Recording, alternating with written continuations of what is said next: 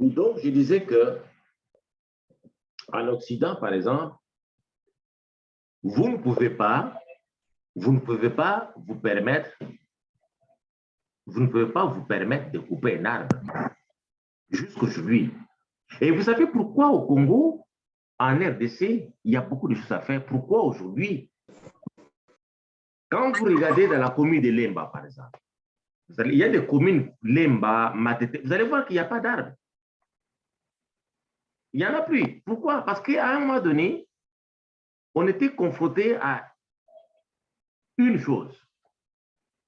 Vous savez qu'il y a eu des églises de réveil, hein? Des églises de réveil, qui ont commencé à dire que voilà, il faut couper cet arbre-là parce que c'est là où les sorciers font leurs réunions. Les baobabs, les arbres ont été coupés. À un moment donné, les gens commençaient à couper les arbres dans leurs parcelles. Un enfant, par exemple, qui est malade, on dit, mais toi, tu es sorcier. Oui, on pousse l'enfant à accepter qu'il est sorcier. Et l'enfant dit que oui, je suis sorcier. Et on fait nos réunions là-bas. Et les pasteurs arrivent, on commence à brûler les arbres. Beaucoup d'arbres ont été coupés parce que ce sont des endroits où les sorciers font la réunion la nuit. Et les gens ont cru à cela. Il y a eu déforestation. Ils ont cru. Et je crois que vous le savez. C'est inadmissible. Et pourquoi cela s'est arrivé? C'est parce que les gens n'ont pas compris pourquoi les arbres. Les arbres n'ont rien à voir avec les liens de réunion des sorciers. Il y a même non, mais son esprit, on a pris son esprit, les passés qui arrivent, on a lié son esprit. On a mis son esprit sur ces troncs d'arbres dessus là-bas. On a mis son esprit là-dedans. Si vous coupez, si vous allez voir que c'est fini. On a commencé à raser les arbres à la ville de Kinshasa. On a rasé. Et les gens ne pouvaient pas accepter qu'ils aient des arbres dans leur passé parce que c'est là où les sauterelles viennent atterrir. Et les enfants aussi, avec la peur, oui, effectivement, quand nous venons atterrir, c'est là où on vient atterrir souvent là-bas. Ça, c'est de la foutaise, ça. Comment est-ce qu'on peut raconter des choses comme ça? Et à ce moment-là, l'État impuissant, l'État a laissé aussi les gens couper les arbres. Mais aujourd'hui, vous avez compris, je vous ai montré que tout ce que nous sommes en train de voir ici, comme le carbone et la diversité moléculaire de la vie, les arbres jouent un rôle très, très important dans la vie. Nous ne pouvons pas vivre sans les arbres. Il n'y a pas d'hérédité, sans les forêts, sans la végétation, il n'y en a pas.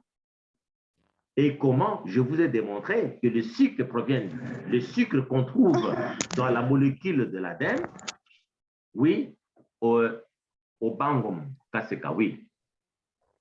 Quelqu'un demandait la parole. Oui, je vous écoute. Bon.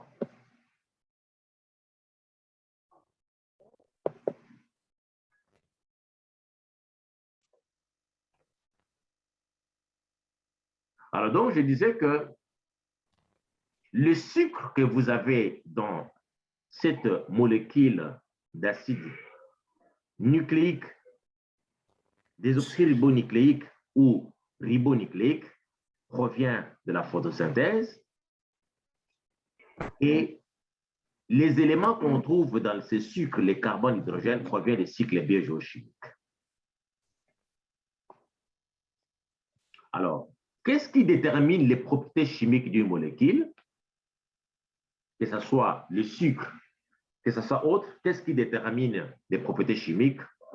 Nous avons, n'est-ce pas, le groupement fonctionnel. Dans les molécules que nous venons de voir, ce qui détermine leurs propriétés, ce sont le groupement fonctionnel.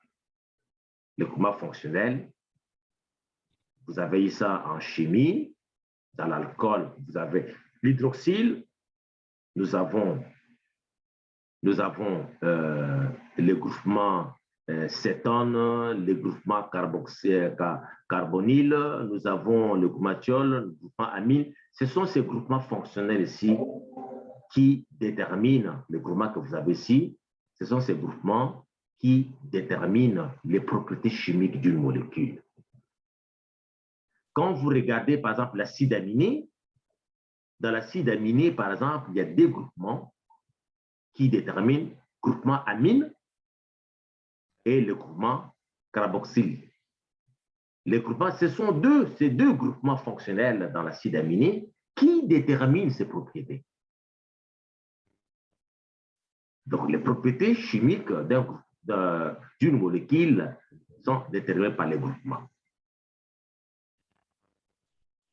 Ça, c'est très important. Très important.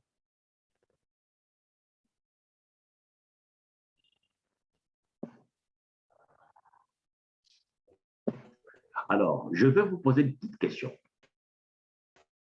Est-ce que jusqu'à présent, ça évolue bien? Comment vous vous sentez? Vous vous sentez à l'aise? Quelqu'un peut désactiver son micro et me répondre. Est-ce que ça marche? Ça marche. Oui, ça marche. Oui? Oui, ça marche. Oui, ça marche. Tout se passe bien. Ça marche. Oui, ça va, professeur. Est-ce que vous êtes heureux? Est-ce que vous êtes heureux? Je dirais satisfait. Hein? Ouais, malgré la connexion, ça va quand même. Parce qu'après ceci, vous savez ce qu'on va faire? L'avantage que vous avez, Oui. grâce à cette technologie, mes amis, vous avez de la chance. La chance que vous avez, à la fin de ce cours, vous aurez les vidéos.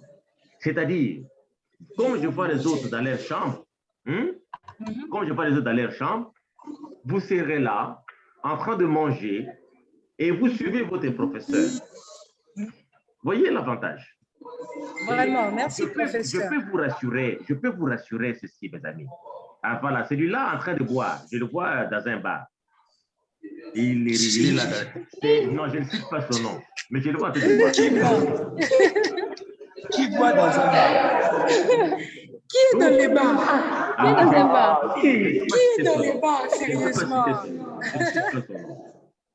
Donc, je disais que la chance que vous avez, à chaque instant, vous aurez votre cours, vous serez là à l'aise, en train de manger avec vos amis.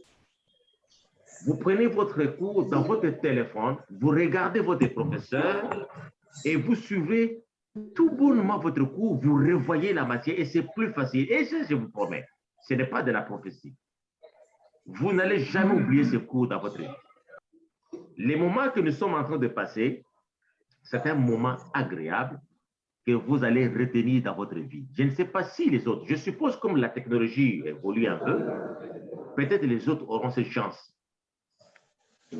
Parce que ce sont les images que vous allez garder dans votre vie quand vous serez déjà des licenciés en biologie.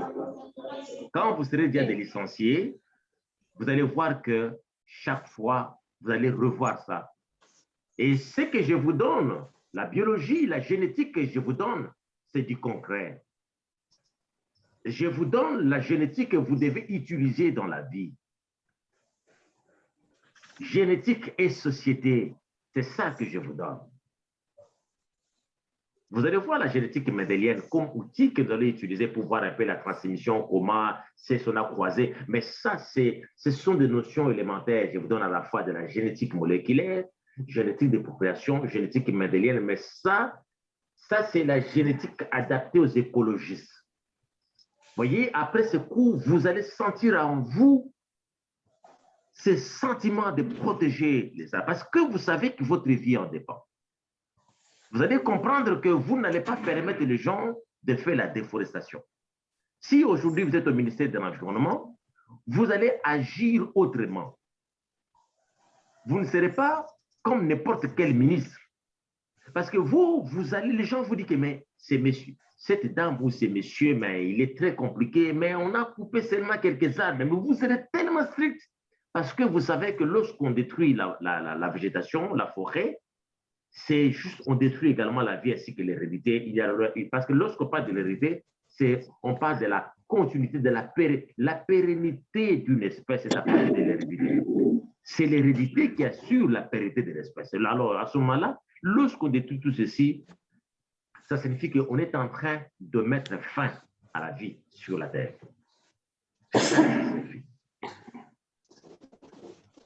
Regardez, mes amis, regardez la différence. Ici, regardez, la question était, j'avais posé la question, qu'est-ce qui détermine les propriétés chimiques d'une molécule? Je vous ai dit que les propriétés chimiques d'une molécule sont déterminées par les groupements fonctionnels. C'est ce que je vous dis, les groupements fonctionnels. Qui déterminent? Regardez l'impact des groupements fonctionnels sur la morphologie des organismes vivants. Regardez. Regardez. Voyez, nous avons ici une lionne et ici, nous avons un lion. Ici, nous sommes les testostérone et estradiol. Ce sont des lipides qu'on appelle les stéroïdes. Ce sont des lipides, d'origine de lipides. Alors, regardez. Vous avez ici le même molécule d'estradiol, molécule de testostérone. Vous avez ici les groupements. Ce sont les groupements benzéniques. Vous voyez, ce sont des groupements benzéniques. Vous avez les méthyl et consorts. Mais à cause de la présence de cétone ici, dans les testérols, vous avez la différence entre estradiol avec testérol, c'est au niveau des groupements fonctionnels. Alors, estradiol pour le femelle, pour les lions, le femelle. Dans l'estradiol, même molécule avec la même disposition des groupements benzéniques, vous voyez, des groupements benzéniques, même ça c'est la même chose. Mais par contre, ici, quand vous regardez, ici, vous avez un substituant qui est l'hydroxyle. Ici, l'hydroxyle chez l'estradiol est remplacé par les cétones. À cause de cette petite différence des groupements fonctionnels, quand vous regardez la morphologie, la forme externe de la lionne avec le lion, vous voyez la différence. Donc, la différence entre lionne et les lions résulte uniquement de ces groupements fonctionnels de substitution au niveau du noyau benzénique. Regardez ici. Hydroxyle et cétone. Donc, c'est cette différence qui est à la base de la différence morphologique. Donc, ça, c'est juste un exemple pour vous montrer effectivement comment le groupement fonctionnel peut agir sur la morphologie, peut agir sur la structure, même structure et fonction, n'est-ce pas, d'un organe. Ça, ce sont des exemples. Je ne sais pas comment je peux supprimer ces trucs ici. Excusez-moi, je vais supprimer le truc vert. Je ne sais pas, ça vient d'où. Ça, c'est la technologie. Il faut comprendre que c'est la technologie. Je ne sais pas. Je crains, je risque de le supprimer et puis on perd le dia. Ça ne sert à rien de faire trop de tripotage. Ça me dérange. Ben, on ne peut pas essayer de... C'est quoi? Ça, c'est... Qu'est-ce qu'on a dit ici? Mode tactile, non. C'est mieux que je laisse. Alors, on continue. Vous avez ici les glucides qu'on appelle hydrate de carbone.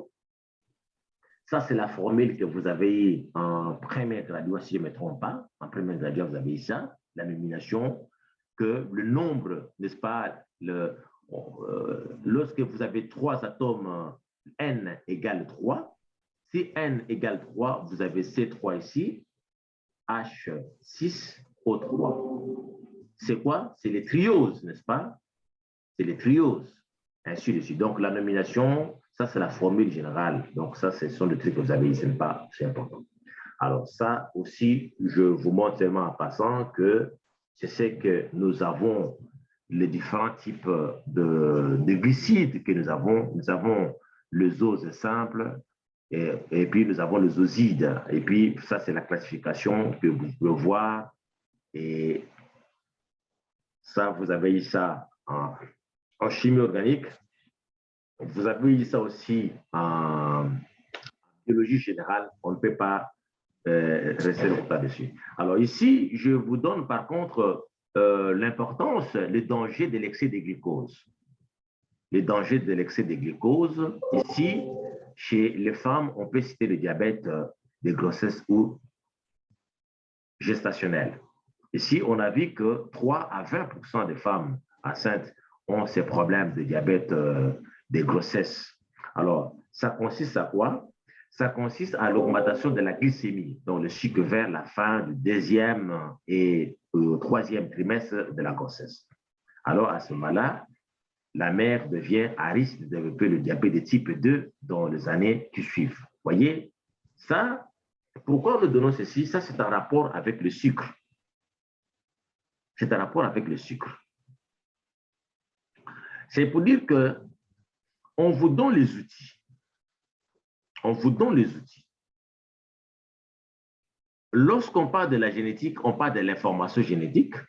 Pourquoi nous donnons cette partie? On essaie un peu de faire ces rappels. Il faut que vous sachiez qu'est-ce qui est héréditaire, qu'est-ce qui ne l'est pas.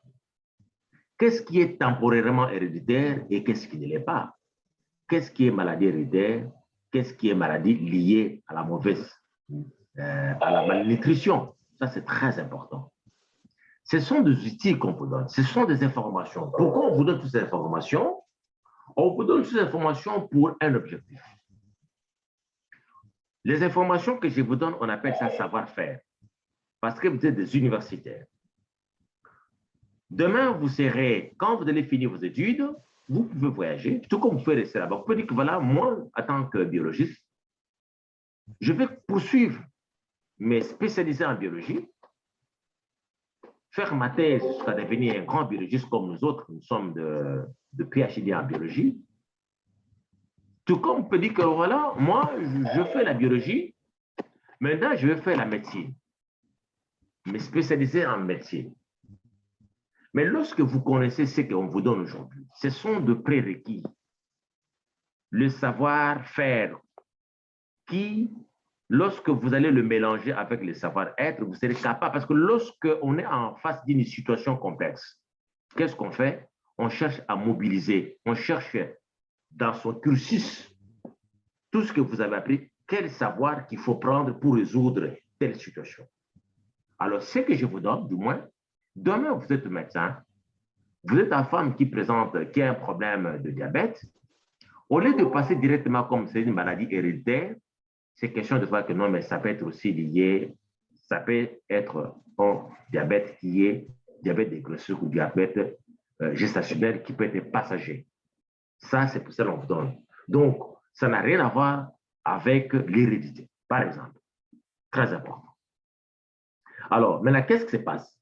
Chez certaines femmes, pendant le deuxième et troisième trimestre de la grossesse, chez certaines femmes, le pancréas ne parvient pas à sécréter assez d'insuline. L'insuline, c'est quoi? L'insuline est une protéine. Est une protéine qui joue le rôle de régulation du sucre dans le corps. Alors, lorsqu'on parle de protéines, cela veut dire que pour qu'il y ait insuline, l'information doit provenir de l'acide désoxyribonucléique. C'est l'ADN. L'insuline est synthétisée grâce à l'ADN. C'est l'ADN qui contrôle la synthèse, comme toute autre protéine, de l'insuline. Alors, maintenant, chez certaines femmes, le pancréas ne parvient pas à sécréter assez d'insuline pour contrebalancer l'effet des hormones de placenta. Et cela entraîne une hyperglycémie, puis un diabète.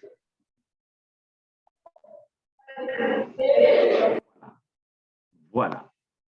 Donc, c'est un problème passager au niveau de la sécrétion de l'insuline.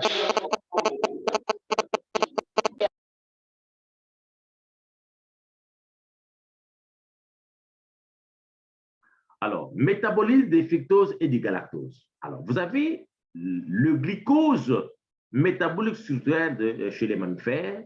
Nous avons aussi les galactoses inconscients des glucides membranaires.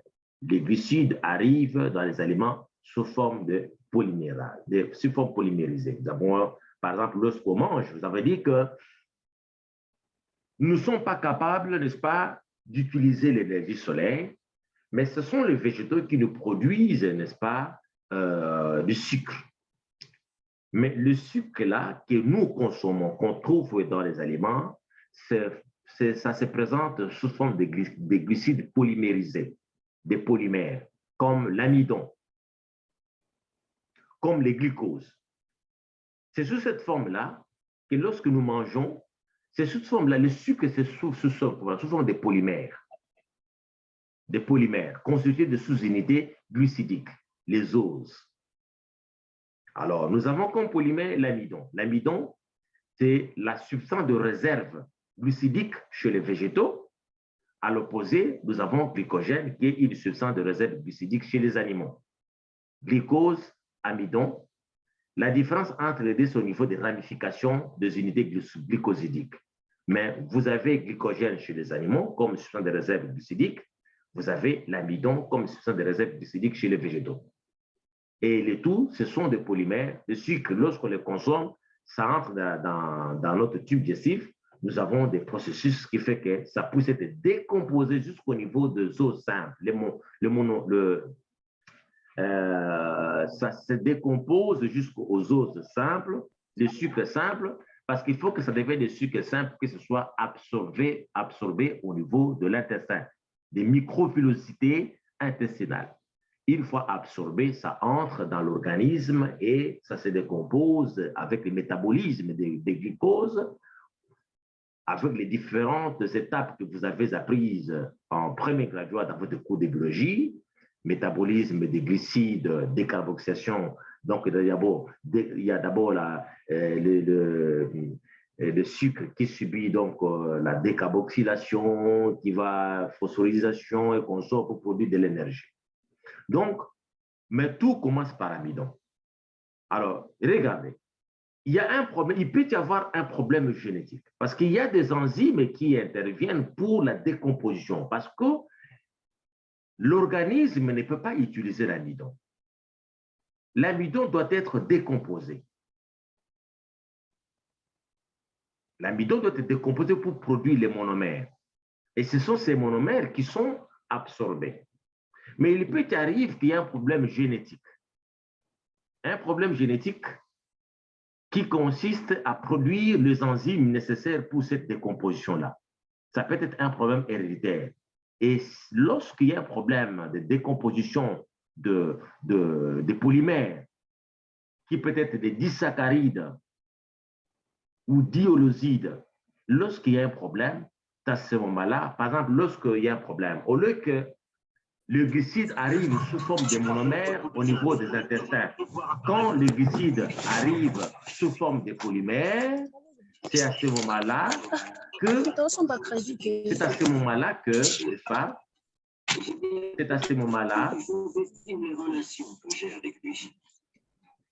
à ce moment-là que, mes amis, désactivez s'il vous plaît. Désactivez mon micro, s'il vous plaît.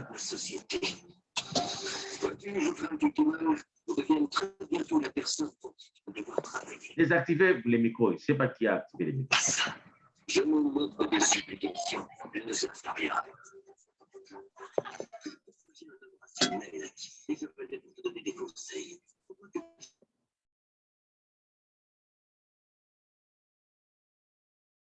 Alors, donc je disais que des fois, il peut y avoir un problème aussi héréditaire, un problème de sécrétion des enzymes nécessaires à faire, à dégrader, à décomposer, n'est-ce pas, à décomposer les polymères, parce que les polymères ne peuvent pas être absorbés au niveau des intestins. Ce qui sont absorbés, ce sont les monomères, les sucres simples, qui sont absorbées au niveau des microbilles, des cellules épithéliales au niveau de l'intestin. Alors, à ce moment-là, les problèmes peuvent provoquer, lorsqu'ils ne sont pas décomposés, et que vous avez au niveau de l'intestin des polymères au lieu de monomères, il y a production de gaz. À ce moment-là, les bactéries qu'on trouve dans l'intestin vont commencer à utiliser ces polymères, vont les consommer, vont se nourrir de ces polymères. Et comme conséquence, lorsque les bactéries se nourrissent de ces polymères, qu'est-ce qui va se passer?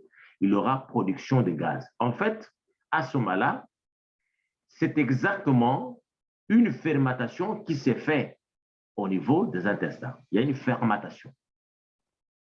Les bactéries vont utiliser le sucre complexe, les polymères, pour se nourrir. Et la nutrition de bactéries, c'est ce qu'on appelle la fermentation, qui s'accompagne avec le gaz, le CO2.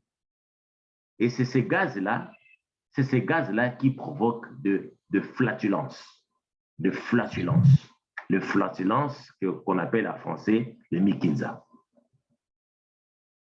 Les mikinza français. Les mikinza. Et les mikinza, flatulence. En français, c'est professeur, en français, c'est vous avez dit les meetings en français, c'est quoi? C'est flatulence. Flatulence. C'est-à-dire pourquoi il y a des flatulences. Et puis le flatulence, ça peut être héréditaire. Le flatulence, ça peut être héréditaire aussi. Ça peut être héréditaire. Désactivez vos micros. Désactivez les micros, s'il vous plaît. Donc, je disais que le flatulence ou les mikinza, ça peut être héréditaire lorsqu'il y a un problème il y a une perturbation, n'est-ce pas, au niveau génétique, d'une perturbation dans la synthèse des enzymes, les enzymes nécessaires à la dégradation de polymères. Parce que nous mangeons le sucre qui entre dans notre bouche, qui se mélange avec notre salive. Dans la salive, il y a aussi des enzymes. Les enzymes, ce sont des protéines qui jouent le rôle de régulation, le rôle de catalyseur. Ce sont de sucres complexes, des polymères qui doivent être absolument décomposés avant d'entrer dans le sang. Mais lorsque la décomposition rate, à ce moment-là, ça s'accumule dans nos intestins et ce sont les bactéries comme les E. coli qui vont les utiliser pour se nourrir. Mais la nutrition bactérienne, c'est ça qu'on appelle fermentation. Et c'est cette fermentation-là qui produit les gaz et les CO2 qui font qu'il y a les ballonnements du ventre et qu'il y a des gaz qu'on dégage à tout moment qu'on appelle flatulence ou les mikinza. Voilà comment ça se passe. Et dans la bouche, la digestion commence sous l'action de alpha-amylase dans la salive, donc alpha-amylase, des protéines qu'on appelle aussi plastiline.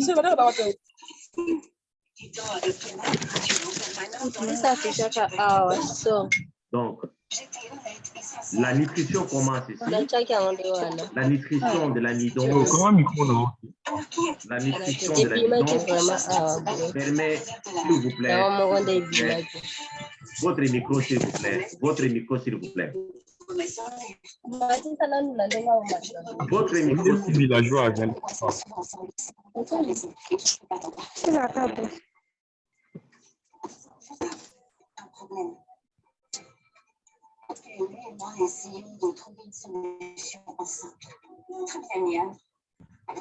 Mademoiselle, c'est au village ou quoi? Son micro, non? Votre micro, s'il vous plaît.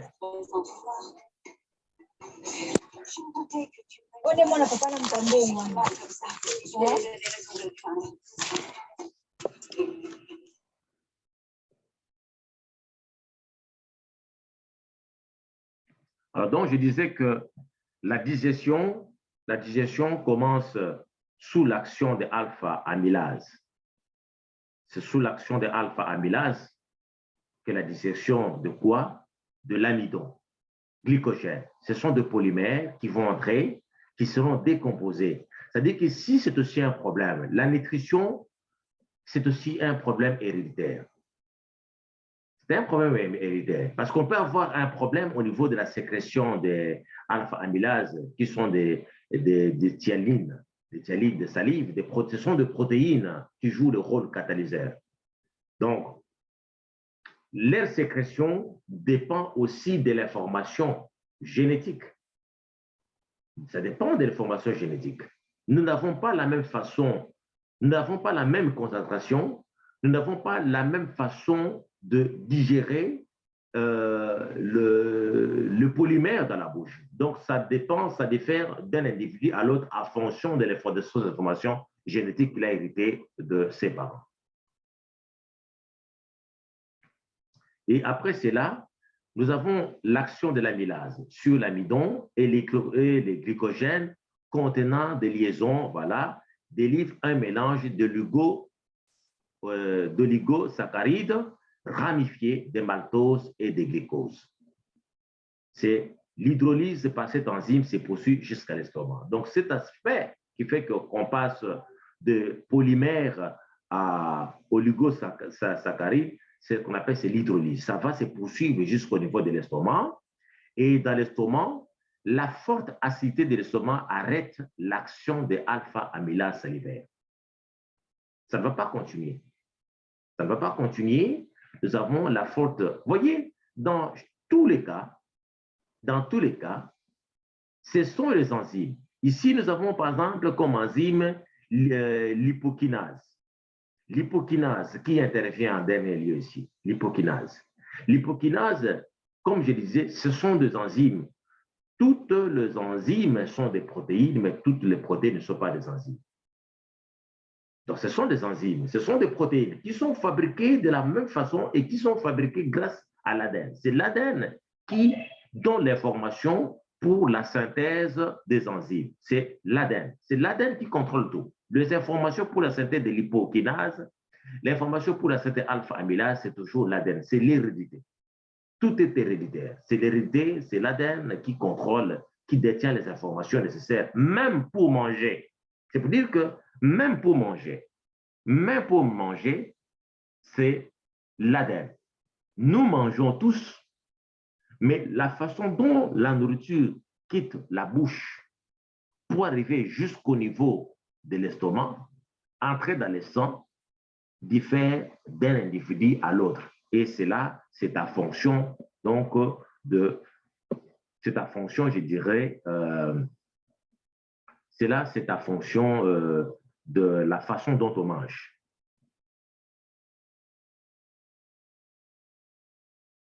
Donc, la façon de manger, n'est-ce pas? La façon de manger est aussi, quand on mange, n'est-ce pas? Tout est héréditaire, tout est contrôlé par les gènes. Il y a une information génétique qui est donnée par l'ADN. C'est l'ADN qui contrôle. Pourquoi? Parce que c'est l'ADN qui produit les enzymes. On ne peut pas manger ça, ces enzymes. On ne peut pas parler de la digestion, ça, ces enzymes. C'est-à-dire qu'il n'y a pas de vie, ça, ces enzymes. Et la concentration de ces enzymes varie en fonction de l'individu, en fonction de l'organisme. Et aussi, donc ça varie en fonction de l'organisme. Alors, au niveau de l'intestin grêle, voilà ce qui va se passer. Ce sont toujours les enzymes qui interviennent. Nous avons comme enzyme ici glycosidase et oligosidase. Glycosidase et oligosidase, ce sont les enzymes qui sont synthétisées grâce à l'ADN. C'est toujours l'ADN, acide désoxyribonucléique, qui donne les informations pour la synthèse de l'ADN. C'est pour cela, mes amis, quand je disais qu'on vous donne tout ce qu'il faut pour qu'un jour, vous ayez tous les éléments nécessaires pour agir, vous devez avoir, puisque vous êtes des universitaires, vous devez avoir le savoir-être, que vous allez combiner lorsque vous serez face à une situation. Voyez, ici, on peut chercher les problèmes ailleurs, mais on a un problème héréditaire. Alors, comment se fait l'absorption des os? L'absorption des glucose et des galactose se font par les transports actifs. Vous avez ici en chimie, les transports actifs. C'est les transports qui exigent de l'énergie, entraînant l'absorption simultanée de sodium, des ions sodium. Et la libération des os dans les flux sanguins s'est fait par le transport passif. Les transports passifs, transports actifs, vous connaissez, vous avez ça en biologie, c'est ce qu'on appelle les transports actifs, énergie. Le passeport passif, c'est un transport qui se fait par le gradient de concentration. On appelle ceci transport facilité ou par simple diffusion. Donc, c'est un transport qui se fait par les gradients de concentration entre deux compartiments, qu'on appelle aussi transport passif, transport facilité ou transport par diffusion. Par contre, les transports actifs, c'est des transports qui exigent de l'énergie. L'énergie et aussi les enzymes interviennent pour qu'il y ait transport de ions et ça se fait avec modification, n'est-ce pas, de la charge au niveau de la membrane cellulaire, modification de la charge. Alors,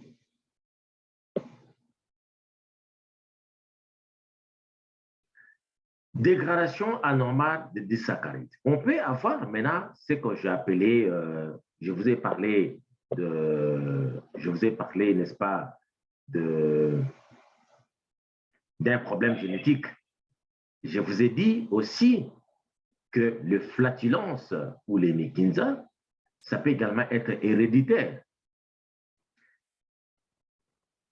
Lorsque dans l'estomac, plutôt les intestins qui attendent le cycle simple, lorsqu'il arrive qu'au lieu que les polymères arrivent sous forme de le monomère au niveau des pour être absorbé facilement par deux types d'absorption qu'on veut de voir, par absorption, le transport actif et les transports passifs qu'on vient de voir, mais que ce soit passif ou actif, il faut que ce soit les monomères, le sucre simple, pas les polymères. Mais lorsque les polymères arrivent, n'est-ce pas, lorsqu'il y a une mauvaise dégradation, à ce moment-là, nous avons, qu'est-ce qui va se produire? Nous avons le produit osmotique actif. Et cela entraîne un appel d'eau qui crée une diarrhée osmotique. En outre, ce composé alimente la fermentation bactérienne dans les gros intestins avec comme conséquence un fort dégagement de CO2, dioxyde de carbone, qui entraîne la flatulence ou les Mekinza. Voyez l'origine des flatulences? Voyez l'origine des flatulences? Voyez l'origine? L'origine des flatulences, c'est la dégradation anormale des disaccharides. Ça, c'est l'origine. Dégradation anormale des disaccharides. On va voir pourquoi il y a ces dysfonctionnements, pourquoi il y a dégradation anormale des disaccharides. Voilà, ça c'est un exemple.